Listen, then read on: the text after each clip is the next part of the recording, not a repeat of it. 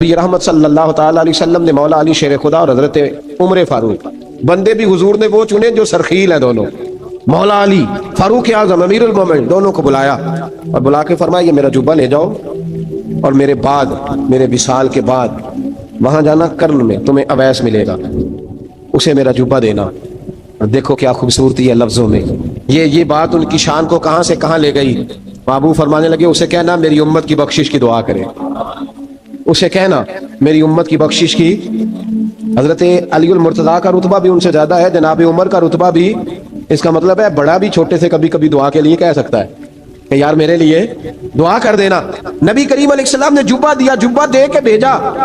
حضرت عمر گئے ملنے، جناب مولا علی گئے، جا کے پوچھا وہ کدھر ہے، کہا وہ دیوانے سے ہیں، گھومتے رہتے ہیں۔ جب ملاقات ہوئی حضرت اویس کرنی دوڑے آئے، جناب عمر کہنے لگے آپ کا نام اویس ہے؟ کہنے لگے ہاں عمر فاروق میرا نام اویس ہی ہے۔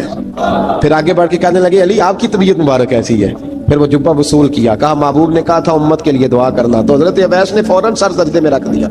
اور داتا صاحب حدیث لائے ہیں، محبوب فرمانے لگے اللہ تعالیٰ بنو کلب کے قبیلے کی بکریوں کے بالوں کی تعداد کے مطابق اویس کرنی کی دعا کی برکت سے میری امت کو جنت میں داخل کرے گا۔ اتنا بڑا اعزاز، اتنا بڑا اعزاز۔ حضرت اویس کرنی رضی اللہ تعالیٰ انہوں نے دعا کی، پھر واپس لوٹے۔ یہ تو داتا صاحب کی بات ہے۔ اب اگلے جملے حضرت محدث بہاولپوری نے ایک ذکر اویس نام کی کتاب لکھی ہے، حضرت علامہ فیض احمد صاحب اویسی رحمۃ اللہ علیہ، انہوں نے لکھا ہے کہ حضرت عمر فاروق اور مولا علی جب مل رہے تھے نا تو ایک تیسرے شخص نے کہا کہ اویس ان کی زیارت کر لو جنہوں نے حضور کی زیارت کی، ان کی زیارت کر لو، چلو آپ حضور کی زیارت نہیں کر سکے تو زیارت کر لو۔ تو حضرت اویس کرنی اٹھ کے قریب گئے تو جناب علی المرتضیٰ جناب عمر سے کہنے لگے حضور کی داڑھی مبارک میں کتنے بال سفید تھے؟ زیارت تو نہیں کی، داڑھی میں کتنے بال؟ انہوں نے یہ نہیں کہا ہمیں پتہ نہیں، کیونکہ سوال دوسرے کا تھا، ان دونوں کا سوال یہ نہیں کہا ہمیں پتہ نہیں۔ باقی کتابوں میں الفاظ اور ملتے ہیں، میں وہ والی بات بیان کر رہا ہوں جس میں ادب زیادہ پایا جاتا ہے۔ کہا کتنے بال سفید تھے؟ تو یہ نہیں فرمایا مولا علی اور جناب عمر نے کہ ہمیں پتہ نہیں، کہنے لگے ویس آج آپ ہی بتائیں گے کتنے سفید، آج آپ ہی بتائیں کتنے ہیں۔ تو حضرت سیدنا اویس کرنی کہنے لگے محبوب کی داڑھی مبارک میں 17 بال سفید تھے، 17 بال سفید تھے، یہ ان کی زیارت کا حال۔ حضرت اویس کرنی نے ہمیں بتایا کہ دور رہ کے اطاعت صحیح کرنا، تمہارا ذکر دربار رسول پہ بھی ہوگا اور دربار خدا بندی پہ بھی ہوگا۔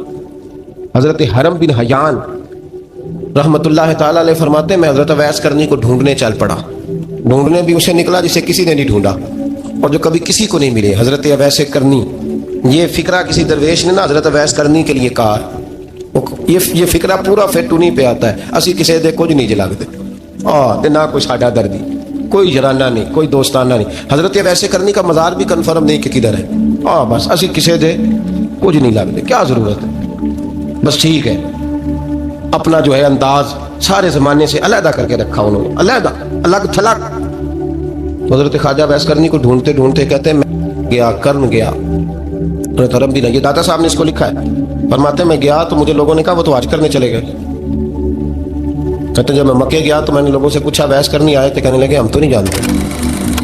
یہ تو میرے جیسے لوگ ہوتے ہیں نا جن کی تصویریں زیادہ نکلتی ہیں تو جن کی ویڈیو زیادہ ہوتی ہے تو لوگ زیادہ جاننے لگتے ہیں، ورنہ رب کریم کے بندے تو چھپے ہوئے چکر میں پڑے ہی نہیں۔ کون اویس کرنی؟ انہوں نے کہا کہ حضرت اویس کرنی، چہرے پر برس کے داغ ہیں، کمزور سا وجود ہے، داڑھی زیادہ گھنی نہیں۔ جب حالات بتائے تو کہنے لگے اس طرح کا ایک شخص آیا تھا، اس نے طواف کیا تھا، پہلے بھی دنیا کرتی ہے پر جب اس نے کیا ہے نا تو اس کے طواف نے وہ خود بھی رویا ہے اور بھی بڑے روئے ہیں۔ وہ جب حجر اسود پہ آیا ہے تو رنگ بدلتا دیکھا ہے۔ کہا وہ کدھر گئے؟ کہنے لگے پورا نہیں پتا، اتنا ضرور خبر ہے کہ ان کے انداز بتاتے تھے کہ ہم مدینے جائیں گے۔ جناب حرم بن حیان کہتے ہیں پھر میں مدینے گیا، میں نے خواجہ اویس کو ڈھونڈا، میں نے کہا یار میں نے حضرت خواجہ اویس کرنی کو ملنا ہے، کسی نے بتایا ہے کہ وہ مدینہ شریف آئے، تو لوگ کہنے لگے ہم نہیں جانتے وہ کون ہے۔ لیکن نا دنیا جان گئی، دنیا میں بڑا کچھ ہو گیا، بائی نیم لوگ جاننے لگے، ہوٹلوں پہ پہچاننے لگے، سڑکوں پہ پہچاننے لگے۔ لیکن بات تو یہ ہے کہ جن کو پہچاننا چاہیے اگر وہ پہچان لیں پھر تو بڑی بات ہے، پھر تو بڑی بات ہے۔ لیکن اگر وہاں ہی پہچان نہ ہو سکے تو پھر تو معاملہ بڑا الگ سا ہے نا۔ عزیز بھائی، حضرت خواجہ اویس کرنی کے بارے میں پوچھا تو مدینہ شریف کے زائرین اور وہاں کے مقامی لوگ بھی کہنے لگے کوئی نہیں پتا، ہم نہیں جانتے، ملے ہی نہیں۔ تو کہا باریک سا وجود ہے، पुराना सा लिबास है, बरस के दाग है, चेहरे पे दाढ़ी ज्यादा घनी नहीं, किसी को पास नहीं बिठाते। और फिर एक जुमला और कहा, सुना है रोते हैं तो बड़े दर्द से रोते हैं, सुना है भीगी रहती हैं पलकें, सुना है उनकी पलकें भीगी रहती हैं। मैं 2-4 दिन पहले किसी से सुन रहा था शेर, उसने कहा था, एक बारी मेरी अखियां तो उन्होंने अथरू पूंजे सा हुन चस्का पै गया रोने दा, हर वेले या होजारी है। कहते हैं कि वो इस तरह की उसकी कैफियत है। कहते हैं मैंने कहा यार वही तो बहस करनी थी, किधर गए? कहने लगे कोई खबर नहीं। जब वो आए हैं तो उनके आने का अंदाज ही निराला था, सिसकियां और आहें निकल गई उस शख्स की जब वो मदीने आया। हज़रत हरम बिन हयान कहते हैं मैं ढूंढता रहा, तलाश करता रहा, फिर मैं उनको ढूंढते ढूंढते इराक में आया तो नहर फुरात के किनारे एक कमज़ोर से आदमी को रेत के टीले पर बैठ के वुज़ू करते देखा। कहते हैं जब उनका वुज़ू मुकम्मल हुआ तो मैंने कहा अस्सलामु अलैकुम, तो कहते उन्होंने चेहरा नहीं फेरा, वहीं बैठे बैठे कहने लगे वालेकुम अस्सलाम या हरम बिन हयान, या हरम बिन हयान वालेकुम अस्सलाम। कहते मैंने कहा कि मन अंता, आप कौन है? तो कहने लगे वही हूँ जिसे तुम मक्के और मदीने ढूंढता रहा। तो कहते मैंने कहा हुजूर आप मेरा नाम कैसे जानते हैं? बड़ा खूबसूरत जुमला है, अल्लाह करे आपको ये याद रहे। सबक कभी ना भूलना, ये सबक कभी ना भूलना। बाबा साहब के मज़ार पे गए तो खाली आ गए, दादा साहब गए तो खाली, ऐसे चले गए। हम फारिग लोग थे, कोई काम नहीं था कि बाबा फरीद की गलियों में घूमते रहे। हम फारिग थे कि 2-2 बजे हजरत सुल्तान बाहू रहमतुल्लाह अलैह की जालियों के सामने खड़े रहे।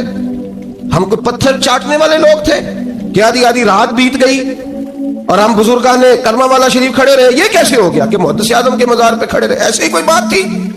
हजरत वैसे करनी बोल कर फरमाने लगे, कहने लगे क्या कहा तूने कि मैं तुझे कैसे जानता हूं? फरमाने लगे तू मुझसे प्यार करता है, आरिफ तू रूही मिन रूही का, मेरी रूह तेरी रूह की जानने वाली है।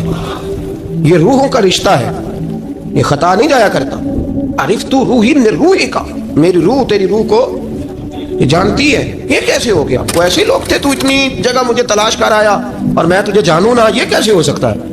ये कैसे मुमकिन है? तू ढूंढता रहा गली गली और मैं कहूँ कि मैं तुझे जानता नहीं। फरमाया हरम बिन हयान में, हाँ मैं दुआ करता हूँ अल्लाह की बारगाह में कि रब करीम मुझे और तुझे जन्नत में इकट्ठा कर दे। कहते हैं जब उन्होंने ये दुआ की तो वो चल पड़े। मैंने कहा हुजूर कहाँ जा रहे हैं? फरमाने लगे मेरा पीछा न करना, मैं किसी और मंजिल का मुसाफिर हूँ और जिस रास्ते मैं चल रहा हूँ ना उन मंजिलों पे साथ नहीं किसी को लिया जाता।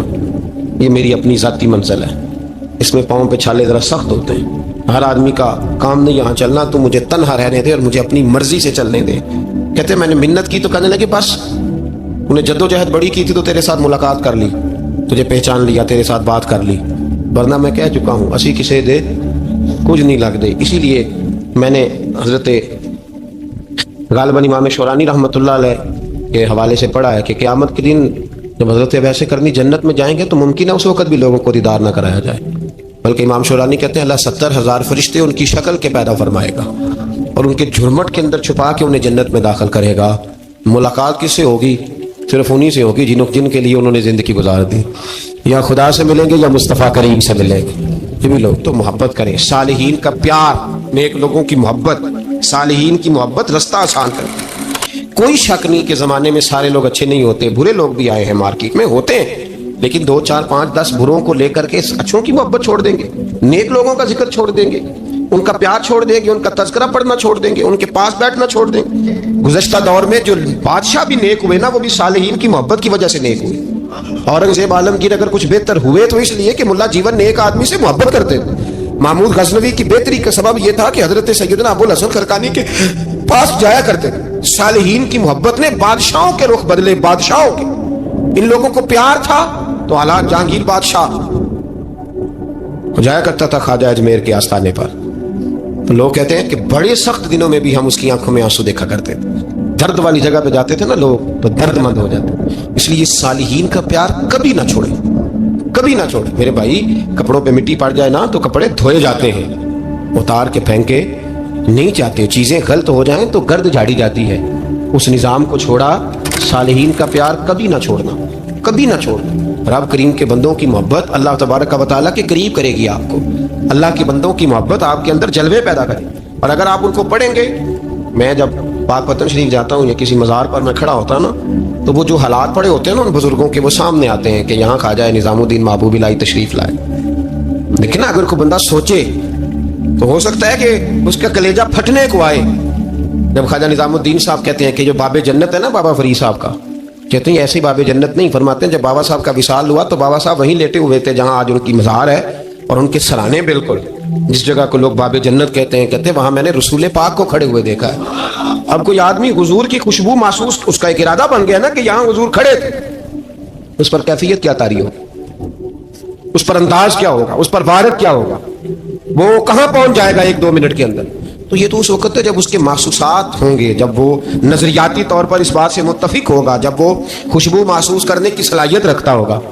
ایک بات عذرائے محبت ہے, کہہ دیتا ہوں کیونکہ سوالات ہوتے رہتے, کہہ دیتا ہوں. اعلیٰ حضرت کے ایک مرید تھے مولانا حشمت علی خان صاحب رحمۃ اللہ, بڑے تگڑے آدمی, جن لوگوں کی پوزیشن بڑی سخت فاضل لوگ ہوتے ہیں نا, اور حاضر جواب 1 منٹ سے پہلے. پاک پتن شریف گئے تو باب جنت سے گزر کے آئے. باب جنت سے کسی ہمارے عالم نے نہیں لکھا کہ جو وہاں سے گزر گیا اب توبہ نہ کرے اور کوئی اچھا عمل نہ کرے تو جنت میں جائے گا. بس یہ کہا کہ ایک دروازہ ہے جہاں خواجہ نظام نے حضور علیہ السلام کو کھڑے دیکھا, گزر جائے کوئی تو الحمدللہ اس کے لیے ایک برکت ہے. لیکن کسی شخص نے یہ نہیں کہا کہ اب وہ وہاں سے نکل کے آ جائے اور معاذ اللہ جھوٹ بولے, جو مرضی کرے اور کہ میں جنتی ہو گیا. یہ معنی کسی بندے نے بھی بیان نہیں کیا. ہاں وہاں سے گزر کے آئے, سچی توبہ کرے, بعد میں اپنے اعمال پہ محنت کرے, اللہ اس کی اسے برکت عطا کرے گا. فرماتے میں پاک پتن شریف سے ہو کے آیا, رش بڑا تھا, اس کے ایام تھے, تو باب جنت سے گزر کے آیا تو میں بس کی چھت پہ بیٹھ گیا. کچھ اور لوگ بھی تھے, تو ان میں سے کچھ ایسے صاحبان بھی تھے جن کو بیماری ہوتی ہے چھیڑ کے رکھنے کی, کوئی نہ کوئی بات